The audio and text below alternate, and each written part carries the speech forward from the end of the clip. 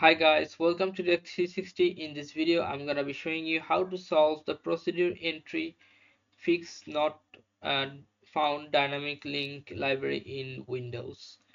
So in this case, first you have to go to this uh, search box and write here cmd, and you'll find here command prompt. Now choose run as administrator, click on yes. Now you have to put here a single command. Name is sfc space / scan now.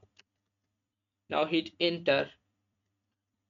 After hitting enter, it will start working, but it will take some time, it till it's 100%.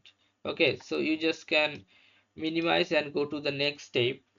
The next step is go to Chrome browser, and you have to write here one thing, which is this thing: https www.microsoft.com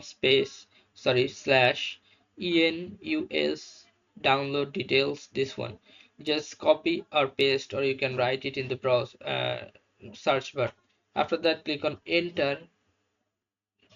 Scroll down, you'll find here this option important. Selecting a language below will dramatically change. So if you want to download it, just click on this download.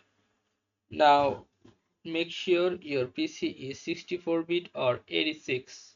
My PC is 64-bit, that's why I'm clicking this one and download. Here it is downloading complete. Go to file location and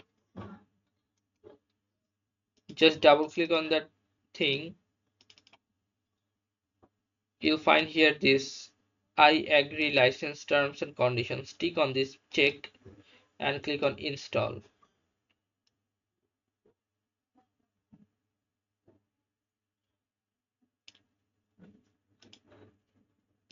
After complete installing, the last step you have to do is go here and search box, write here virus and threat protection. Click on this. Now you'll find here one thing, quick scan.